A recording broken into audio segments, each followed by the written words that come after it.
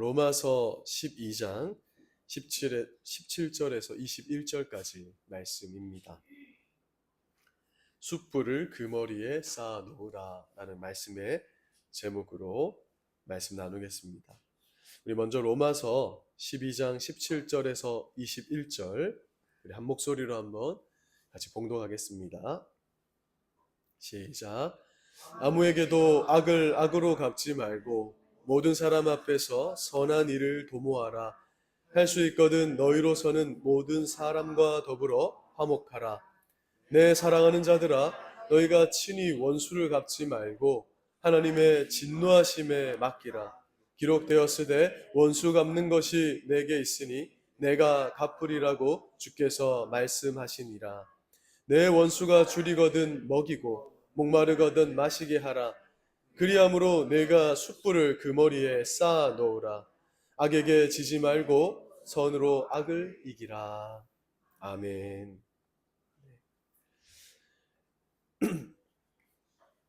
제가 목회자로 살다 보니까 종종 답하기 어려운 질문들을 많이 받는데요. 그 중에 뭐가 있냐면, 목사님, 저를 너무나 괴롭게 하는 사람이 있는데 어떻게 해야 됩니까? 그러니까 말씀을 듣고, 그러니까 하나님 말씀대로라면 그 사람 용서하고 인정하고 받아줘야 되는데 우리의 마음이 그렇지가 못하잖아요. 그런 질문을 하는 것이죠. 성경은 원수도 사랑하라 이렇게 말씀합니다. 오늘 본문 말씀도 보니까 20절에서 내 원수가 줄이거든 먹이고 목마르거든 마시게 하라 이렇게 명령합니다. 이 단호한 가르침을 들을 때 여러분 어떻습니까? 목사인 저도 사실은 마음이 괴롭고 마음을 짓누르는 숙제 같아요. 원수가 배고프다고 먹이고 목마르다고 마시게 한다. 이거 쉬운 일이 아니잖아요. 그리스도인으로 이 세상을 산다는 것, 그래서 참 쉽지가 않습니다. 때로는 도저히 참을 수 없는 일도 그리스도인이라서 견뎌야 하고, 도무지 이해할 수 없는 상황도 그리스도인이라서 감내해야 되기 때문입니다. 그래서 세상 사람들이 신실한 신자들을 이용하려 들 때가 있죠. 저 사람 예수 믿는 사람이니까 나 이렇게 해도 되겠지 하면서 우리를 함부로 대하거나 이용하려 할 때가 많습니다. 그때 우리 속은 시커멓게 타들어가는 거예요. 그래서 이렇게 고백할 수밖에 없습니다. 주님, 이 땅에서 그리스도인으로 사는 거 정말 쉽지 않습니다.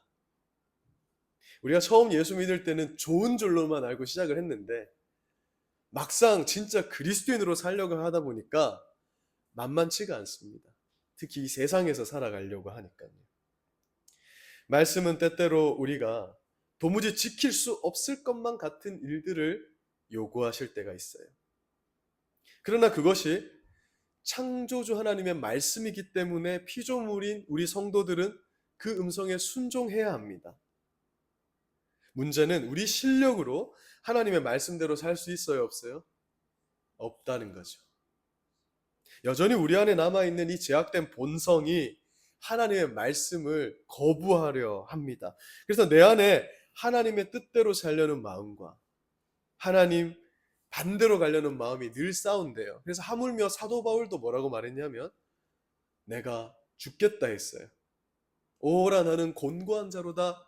이 사망의 이 음침함에서 어떻게 누가 나를 건져주래. 이 말 무슨 말이냐면 내 마음에서 이 두 마음 싸워서 죽겠다는 거예요. 하나님 말씀대로 살아야 되는데 그렇지 못한 마음이 두 마음이 싸운다는 것이죠. 이 치열한 영적 전쟁 한복판에서 하나님의 말씀은 마치 거울과 같은 역할을 하는 겁니다. 그래서 말씀이 소중한 거예요. 무슨 말이냐면 저도 오늘 거울을 보고 왔을까요? 안 보고 왔을까요? 당연히 보고 와야 됩니다. 왜냐? 성도들 앞에 서는데 그래도 넥타이도 좀 바르게 하고, 그죠? 혹시 김이라도 안 묻어있나 봐야 되는 것이죠. 그것처럼 우리가 말씀 앞에 서게 되면 우리 영혼의 민낯을 보게 되는 거예요. 오늘 원수가 줄이거든 먹이고 목마르거든 마시게 하라 했습니다. 이거 이 말씀을 들을 때 우리는 뭘 발견하냐면 도무지 하나님의 말씀에 1.1획도 지키고 살아갈 수 없는 우리의 모습을 선명한 거울을 보듯이 발견하게 되는 거예요. 그래서 이때 율법의 말씀이 우리에게 1차적으로 이렇게 속삭입니다. 너의 힘으로는 절대 안 된다. 이대로는 소망이 없다. 그게 말씀의 역할이에요. 그냥 말씀을 읽으면서 야, 나는 오늘 이번 주도 말씀대로 잘 살았다. 그래서 오늘 예배 나오는데 아주 떳떳하게 하나님 나 복받으러 칭찬받으러 와야지 하는 성도는 있을 수 없어요. 왜? 하나님의 말씀에 빗대 보면 나는 오늘도 아이고 주님 이런 나도 받아주십니까 하면서 예배에 나올 수밖에 없는 존재라는 거죠. 그게 말씀이 우리에게 말해주는 1차적인 메시지예요. 근데 이것은 우리를 절망시키려 하는 것이 아닙니다. 오히려 그 절망의 끝에서 누구를 찾게 하냐면 그러니까 너는 예수님을 찾아야지. 그래서 이것이 말씀의 첫 번째 용도, 율법의 제1용도 이렇게 말씀하는 거예요. 이렇게 살다가는 지옥 갈 수밖에 없다. 그래서 하나님이 내게 예수님 보내주셨구나. 내 힘으로는 이 말씀 지키고 살 수 없으니까. 그러니 오늘 우리는 누구만 붙들어야 된다? 예수님 붙들어야지. 이게 바로 율법의 용도라고 하는 거예요. 율법의 목적, 율법이 왜 있느냐? 바로 이것 때문에. 예수님을 찾게 만든다. 그래서 사도 바울이 뭐라고 했습니까? 율법은 초등학교 선생님 같아. 옛날에 유아교사래 초등교사다. 왜? 우리 초등학생들 어때요? 우리 하윤이가 이제 예배 드린다고 앉아 있습니다. 선생님이 이리 와 하윤아 뭐 하자 이제 시작 그렇게 알려주듯이 율법이 우리를 예수님께로 여기 와야 산다 예수님께로 가자 병아리 삑삑 이렇게 하는 거예요. 무슨 말인지 아시겠죠? 그게 율법의 역할이라는 거예요. 자, 오늘 본문 말씀인 이 원수를 사랑하라는 말씀을 이 거울에 한번 비춰봅시다. 자, 이 말씀은 우리를 비추는 아주 날카로운 거울이 되며 도무지 원수를 사랑할 수 없는 절망적인 우리 모습을 보게 하는 거예요. 솔직히 우리 중에 아무런 고민 없이 상처 하나 받지 않고 원수를 품어낼 수 있는 분 있습니까? 없습니다. 네. 없습니다. 결국 이 말씀은 우리를 영적 교만함으로부터 끌어내려서 말씀 앞에 겸손히 무릎 꿇게 만드는 거예요. 그리고 이렇게 외치게 합니다. 주님, 저는 원수를 사랑할 수 없습니다. 그래서 예수님 도와주셔야 돼요. 이렇게 기도하는 거예요. 그러니까 성도의 기도는 여러분, 하나님 오늘 이것도 주세요. 저것도 주세요. 이것도 채워주시고 저것도 채워주시고 이것도 해야 되는 기도입니다. 그러나 성도의 기도는 거기서 머물지 않습니다. 주님 말씀대로 살아낼 힘이 없으니 주님 말씀대로 살 수 있도록 오늘 힘 좀 주세요. 그게 기도죠. 그게 예수님의 기도였어요, 여러분. 우리가 주세요 기도에만 머물면 절간에 있는 불교인들이나 뭐 힌두교인들이나 다를 게 없습니다. 그렇지 않아요? 이것이 바로 하나님 말씀이 가진 위대한 힘입니다. 자, 그렇다면 우리는 어떻게 우리를 이유 없이 괴롭히고 고통을 주는 원수 같은 자를 사랑할 수 있을까요? 사실 성경의 이런 가르침은요, 현재 원수 같은 사람 때문에 고통 중에 있는 분들에게는 위로를 주는 게 아니라 더 큰 짐을 지어줍니다. 마치 갈라진 내 상처에 그냥 쇠꼬챙이를 꽂는 것 같아요. 여러분 이런 기도 해보신 분, 이런 고민과 기도 해보신 분 있을 거예요. 하나님, 저 북한의 성도들을 떠올려 보니까 이번에 그 신의 악단이라는 영화가 있었는데 혹시 한번 여러분 한번 보세요.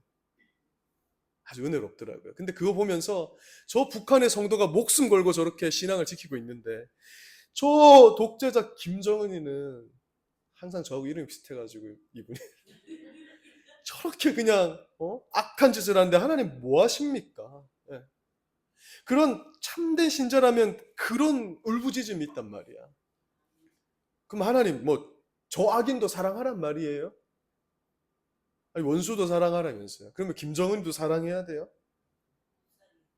그러니까 어쩌면 성경은 우리 그리스도인들에게 누가 우리를 아무리 괴롭혀도 그저 바보처럼 당하고만 있어라 이렇게 가르치는 것처럼 보이는 거예요.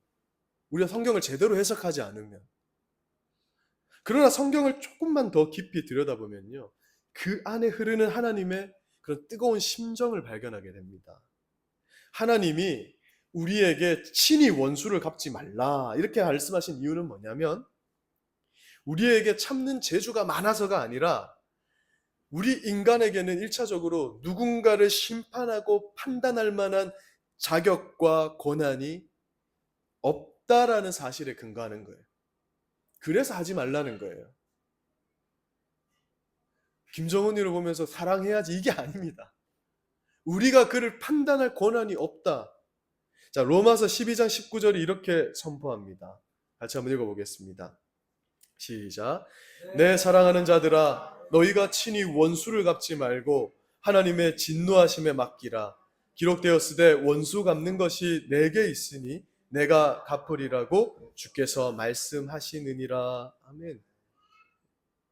사랑하는 자들아, 하나님은 나에게 이것을 맡기라고 말씀하신다. 그렇게 하는 거예요.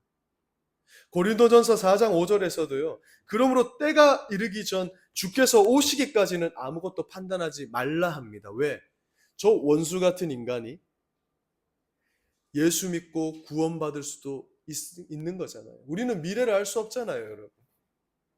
지금 잘 믿는 사람도 알고 보니 쭉정이였을 수 있는 것이고, 쭉정이처럼 보이는 저 사람이 사실 알고 보니까 구원받은 알곡일 수도 있는 것이니, 우리는 미래를 내다볼 수 없는 자들이니까 그 판단을 주님께 맡겨라. 그걸 할 수 있는 분은 오직 공의로운 심판자인 하나님밖에는 없다. 이렇게 말씀하고 있는 거예요.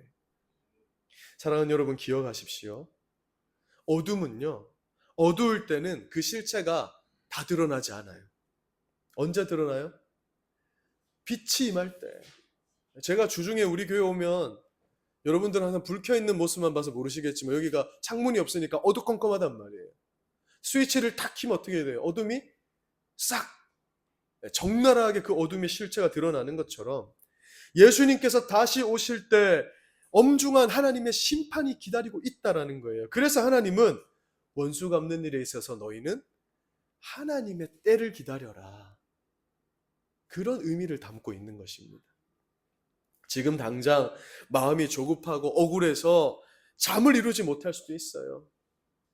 당장이라도 내 손으로 끝장을 내고 싶을 수도 있습니다. 하지만 하나님이 약속하세요. 내가 반드시 그가 너에게 행한 대로 갚아줄 것이다. 하나님이 무조건 아니 그리스도인은 바보들이니까 참아야 돼 이게 아니라 내가 갚아주기 때문에 너희는 그렇게 하지 말라는 거예요. 너희 손에 더러운 것을 묻히지 마. 내 사랑하는 자녀들아, 그 더러운 것은 내가 하겠다는 그게 아버지의 마음이에요. 너희 그렇게 하면, 여러분 우리가 원수를 갚는다 해서 우리 마음이 편하겠어요? 옛날에 여러분 무협 영화 우리 집사님들 많이 보셨죠? 돌아온 외파리 이런 게 있었단 말이에요. 원수를 갚으면 어떻게 되는지 알아요? 그 아들이 또 원수 갚으러 와요. 그게 무협지의 내용이야. 그래서 외파리가 원수를 딱 갚았는데 그 아들이 쳐다보고 있어요 이렇게. 그리고 이제 다음 화 얘가 또 원수 갚는 거예요. 우리 인간의 원수 갚음은 우리 마음에 평안을 줄 수 없어.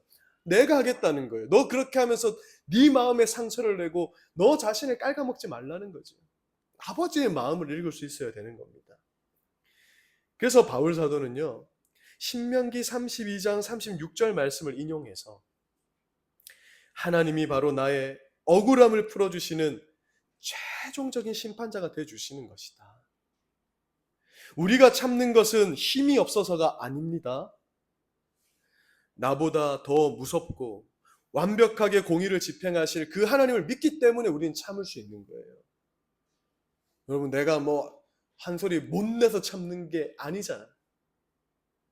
하나님을 믿기 때문에 참는다는 걸 기억하십시오. 그래서 사랑하는 여러분, 이 시점에서 우리는 아주 근본적인 질문을 던져봐야 되는 거예요. 그럼 도대체 그리스도인은 누구인가? 그리스도인은 어떻게 사는 사람인데? 여러분 그리스도인은 내가 주인이 되어서 살아가는 사람이 아니라 누구를 주인으로 모시고 살아가죠? 예수님을. 예수님의 종들입니다. 만약 우리가 주님의 주권을 인정하지 않는다면 우리는 그리스도인이 될 수 없어요. 그리스도인이 뭐예요? 예수 닮아가는 사람이란 뜻이잖아요. 예수님 믿는 사람. 그런데 내가 주인이 돼서 내가 판단하고 내가 판결하고 다 해버리면 우리는 그리스도인이 아니란 말이에요. 왜냐? 여러분, 종의 특징이 뭡니까? 종은 주인에게 자리를 내어드리는 것이에요. 우리는 그리스도께서 피로 값을 주고 사신 사람들 아닙니까?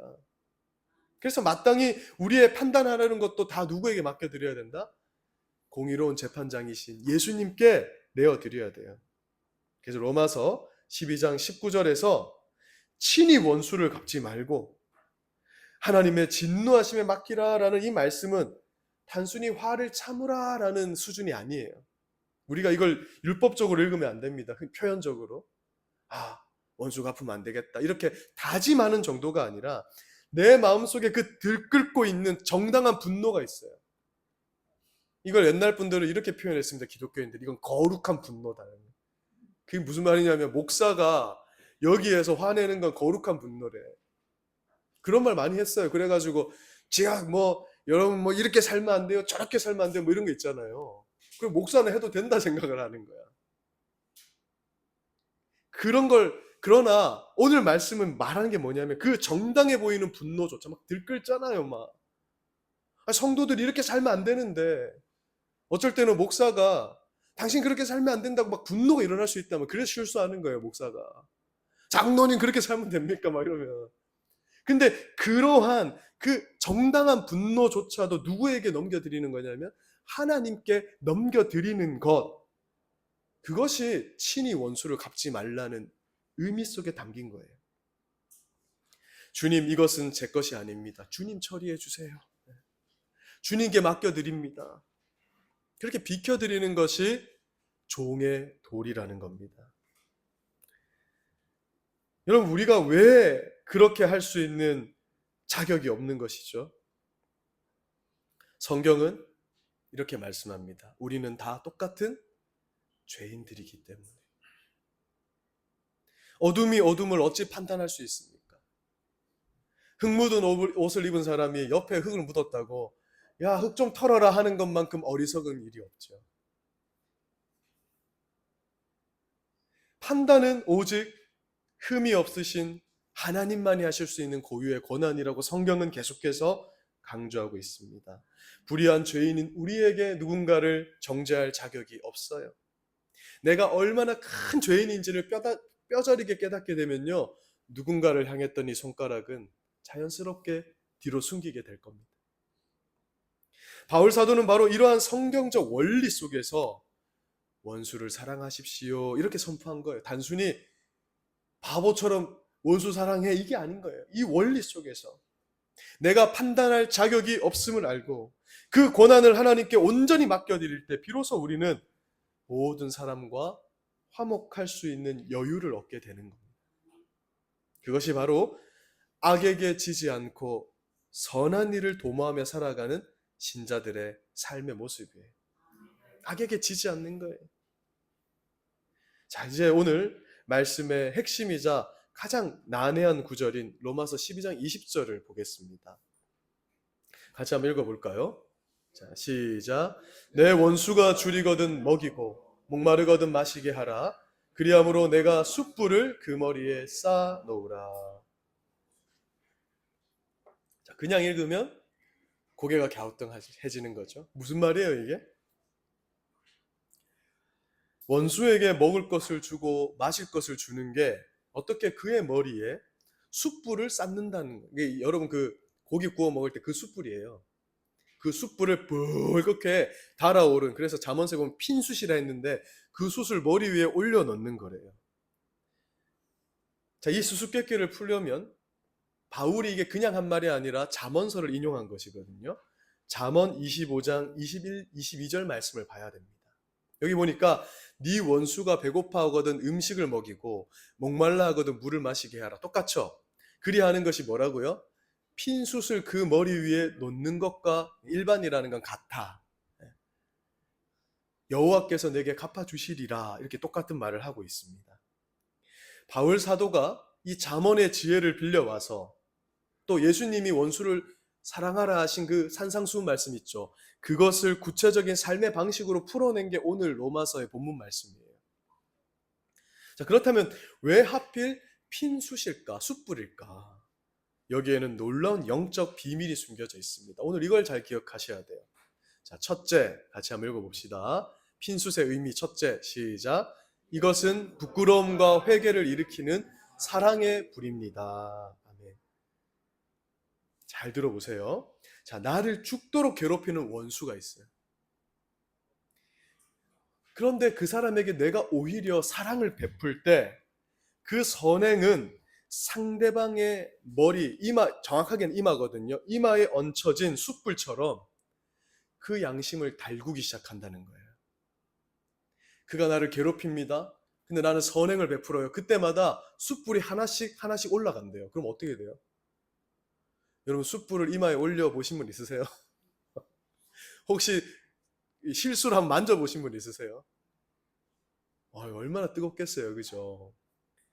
그렇게 무슨 말이냐면 그들은 악을 쏟아내는데 우리는 계속 선을 베푸는 거예요. 그러니까 이 충격적인 대조 앞에서 원수는 충격을 먹게 된다는 겁니다. 이거 뭐지? 그리고 이내 뜨거운 양심의 가책을 느끼면서 자신의 죄를 되돌아보게 될 거라는 거예요. 도대체 저 사람은 왜 이렇게 대하는가? 이 예수 믿는 사람이네? 도대체 예수 믿는다는 게 뭔데 하면서 이 질문이 결국 그를 하나님 앞에서 회개하게 만드는 계기가 될 수 있다, 이렇게 하는 거예요. 그래서 선을 베풀라는 겁니다.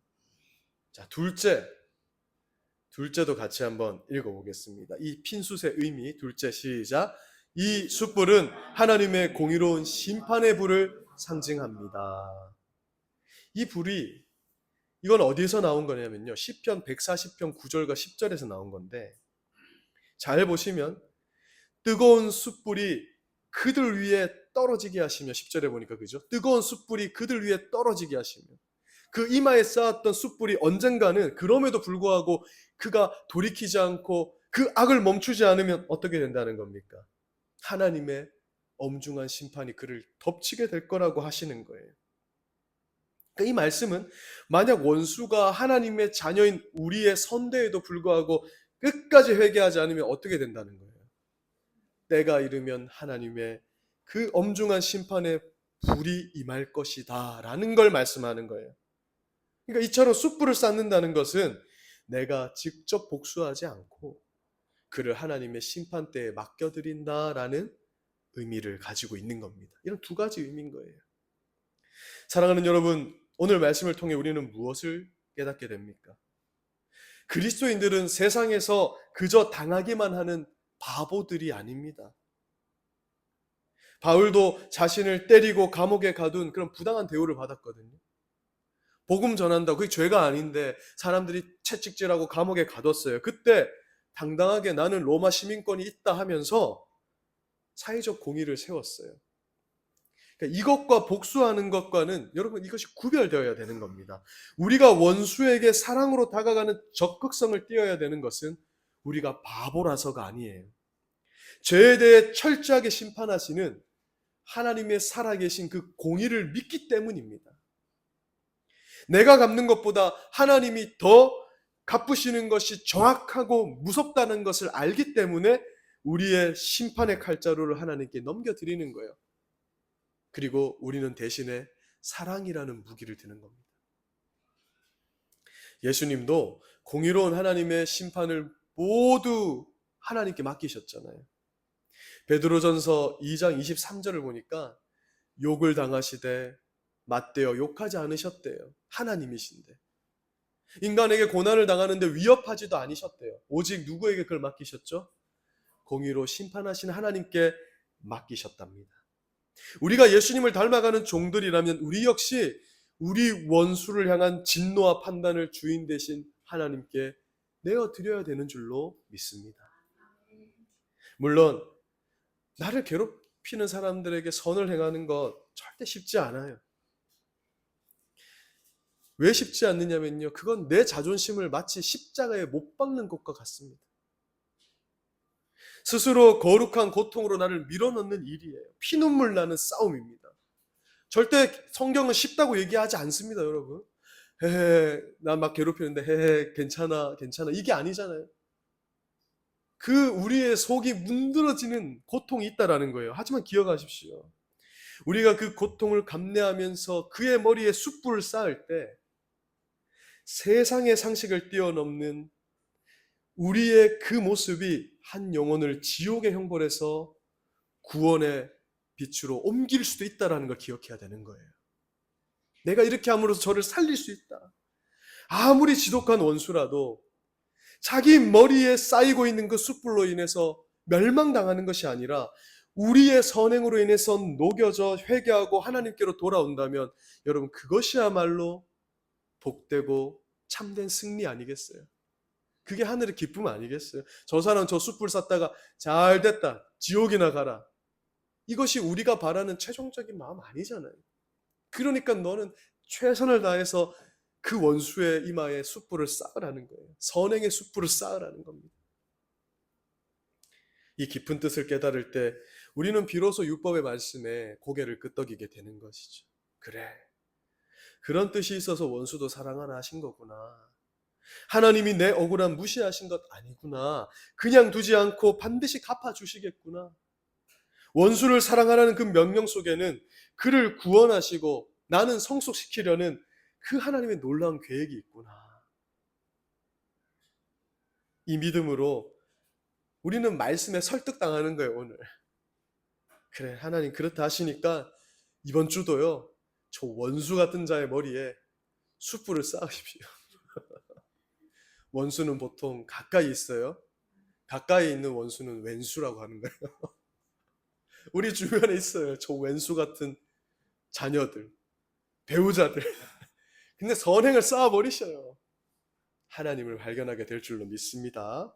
예, 말씀을 맺으며 저의 작고 부끄러운 경험담을 하나 나누고 싶습니다.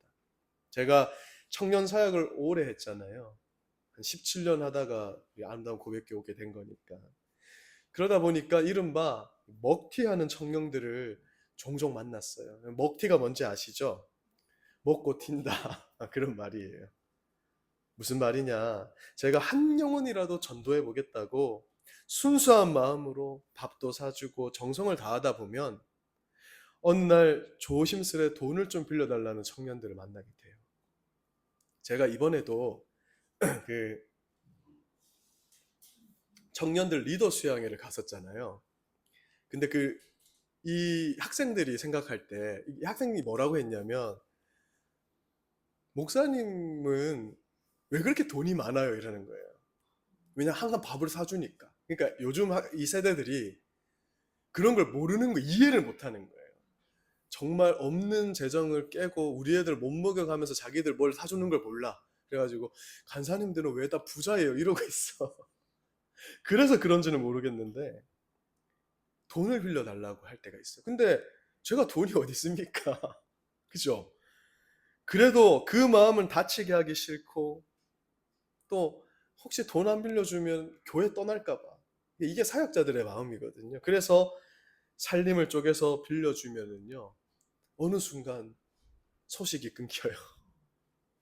참 야속하게도 그들은 그 돈을 안 갚아도 되는 돈으로 여긴다. 이게 이제 우리 그리스도인이 당면한 어려움이에요. 왜? 저 예수 믿기 때문에 괜찮을 수 있어. 이렇게 생각할 수도 있다라는 거예요. 근데 우리 예수 믿는 사람들이 여러분 마음이 약해서 이런 일에 휘말리는 그런 거룩한 호구가 될 때가 많다라는 거예요. 표현을 하자면 거룩한 호구가 되는 거야. 속도 상하고 괘씸하기도 했죠. 그런데 어떡하겠어요? 자, 오늘 말씀처럼 적극적으로 이해하고 잊어버리고 용서하고 사랑해 주기로 한 거죠. 그러니까 우리 그리스도인들은 이렇게 마음 먹는 게 좋은 것 같아요. 내가 이 돈은 돌려받지 않아도 된다라고 생각할 만큼만 빌려주는 게 좋은 거예요. 결과가 어땠을까요? 아직도 저는 못 받았습니다. 당연하죠. 뭐 연락도 잘 안 돼. 하지만 그보다 훨씬 귀중한 걸 얻었어요. 그게 뭐냐면 제가 소식이 이렇게 들려와요. 감사하게도 걔가 교회를 다니고 있는 거예요. 청년회장을 하고 있다라는 거예요. 그 학생은 이미 다 잊어버렸을 거예요. 큰 돈도 아니에요. 뭐 표현을 이렇게 해서 그렇지. 그런데 놀라운 일은 뭐냐면 하나님께서 그 핀숯을 쌓는 그 일을 통해 결국 그를 구원하시는 일에 이 모든 일을 사용하시더라는 것이죠. 그래서 그 중에는 어떤 친구들은 밥을 많이 얻어먹은 친구들이 지금은 이렇게 사역의 후원자가 돼 있는 사람들이 있어요. 우리 교회에도요, 5만 원씩 매달 헌금하는 청년이 있어요. 다른 교회 다니는데. 그러니까 근데 뭐라고 했냐면 진짜로 청년 때 제가 밥을 많이 얻어먹어서 이 교회 헌금합니다. 이러는 거예요. 그러니까 그것은 그렇게 이제 물가 뭐 이렇게 뭐 등가 교환적으로 뭘 받았다는 것이 중요한 게 아니라 우리가 하나님 말씀에 순종해서 그 머리 위에 숯불을 쌓을 때 그 한 사람을 하나님께서 이렇게 구원시키지 않습니까? 그러니 우리가 원수도 사랑해야 되지 않습니까? 이 하나님 말씀에 납득당한다. 그게 중요하다라는 거예요. 사도 바울도 그것 때문에 이 말씀을 우리에게 주신 줄로 믿습니다. 물론 이 철없는 청년들을 원수라고까지 부르면 안 되겠지요. 아까처럼 이제 왼수 정도 되는 것 같아요. 우리 주변에 왼수가 많아요. 여러분 아시죠? 가까우면 왼수, 멀리 살면 원수예요. 가까이에 사는 이 왼수들에게 우리가 계산기를 두드리는 대신에 숯불 같은 사랑을 계속해서 막 넘치도록 베풀어 버리면 우리 하나님이 갚아주시고 역사하시고 궁극적으로는 그 사람을 어떻게 한다? 구원시키시는 놀라운 일을 일으키실 줄로 믿습니다. 예. 그래서 사랑하는 여러분, 저는 알고 있습니다. 저보다 우리 성도님들이 삶의 치열한 현장 속에서 훨씬 더 많이 참고 더 많이 손해보며 말씀으로 살아내고 계신다는 거 저 알고 있어요. 저야 만나는 사람들이 그래도 목사들이고 뭐 간사들이고 청년들이라 전 덜합니다. 그런데 삶의 현장 속에서 여러분들 얼마나 그런 일 많이 겪으시겠어요. 직장에서 특히. 근데 여러분이 흘린 그 남모를 눈물과 억울함 우리 하나님 다 보고 계시는 줄로 믿습니다. 하나님께서 여러분들이 베푼 사랑을 한 푼도 남김없이 다 기억하시고 이 땅에서뿐만 아니라 저 천국에서 가장 영광스러운 상급으로 갚아주실 줄로 믿습니다. 그래서 원수의 머리에 숯불을 쌓으라는 이 말씀의 참 의미를 기억하시며 악에게 지지 마시고 오히려 선으로 악을 이기시는 우리 성도님들의 삶이 되시길 주님의 이름으로 간절히 축원드립니다. 기도하겠습니다. 하나님 아버지 감사합니다. 오늘은 로마서 말씀을 통해서 우리가 왜 원수 갚는 일을 하지 않아야 되는지, 원수를 사랑해야 되는지 말씀을 통해 깨닫게 하심에 감사합니다. 숯불을 그 머리에 쌓아 놓으라는 말씀처럼 우리가 오히려 그들을 하나님의 말씀에 따라 선행을 베풀며 그들의 머리에 숯을 쌓을 때 우리 하나님께서 역사하시고 우리 하나님께서 우리의 억울함을 갚아주시며 또한 그 한 사람이 이 땅에서 우리의 사랑으로 구원을 얻게 되는 그 놀라운 일의 역사하심으로 하나님 함께 해주실 줄 믿습니다. 우리가 그 말씀에 납득당해서 이번 한 주도 선을 행하며 우리를 괴롭히는 자들도 사랑으로 품어줘 가면서 이 한 주 주님의 영광을 드러내며 살아가게 하여 주시옵소서. 오늘 말씀 가운데 우리가 한 주 살아갈 힘 주시는 주님을 믿습니다. 감사드리며 예수님 이름으로 기도드립니다. 아멘. 우리 오늘 말씀을 기억하시며 찬송가 450